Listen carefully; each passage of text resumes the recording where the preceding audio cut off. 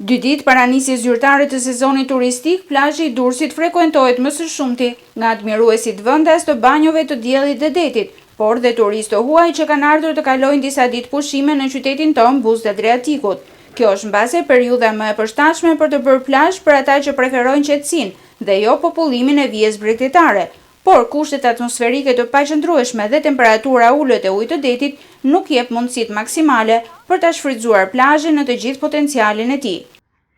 Kam ardhur nga Ukraina, më pëlqen shumë Durrësi, sidomos plazhi, të cilin po e shijoj shumë.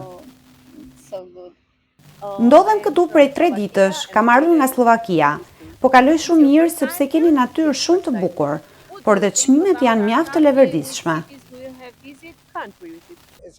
Do të qëndroj 10 ditë këtu. Kohën e fundit kam dëgjuar për vendin tuaj, që është shumë i bukur. Shumë njerëz nuk e njihnin më parë. Mendoj se gjithnjë e më shumë britanik do të vinë të kalojnë pushimet në Shqipëri.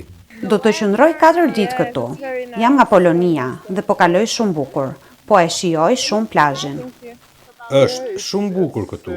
Moti është shumë i mirë. Unë vi nga Polonia. Tek ne është goxha ftohtë aktualisht. Deti ishte pak i ftohtë, por na pëlqeu. Polakët që kanë qenë këtu kanë folur shumë mirë. Kështu që erdha vetë ta vizitoja vendin tuaj. Zgjerimi i brezit të rërës ka përfunduar tashmë dhe bregdeti i Adriatikut nga Agipi deri në Iliria ka nisur të popullohet nga shezllonget. Avancimi i punimeve tek kantieri i projektit Durrës Marina duket se nuk i trazon shumë plazhistët, ndërkohë sipërfaqja e rërës ka nevojë për pastrim dhe plugim përpara se sa në plazh të dynden pushuesit. Procesi sapo ka filluar përgjatë gjithë vijës bregdetare dhe gjithçka pritet të jetë gati për fundjavën. E keni nisur herët plazhin, ngjyrë keni marrë? Një muaj gjysmë.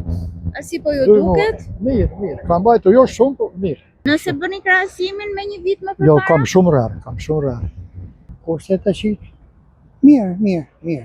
Duke pasur parasysh që këtë vit ndryshe nga vjetër zgjeruar goxha vija bregdetare, është më mirë? Zgjeruar mirë. Në datat 23-24 maj, Bashkia Durrës hap sezonin turistik me një program të ngjeshur artistiko-sportiv që përfshin lojra basketbolli, volejbolli, kampionat noti, por dhe street party në bulevardin Epidam.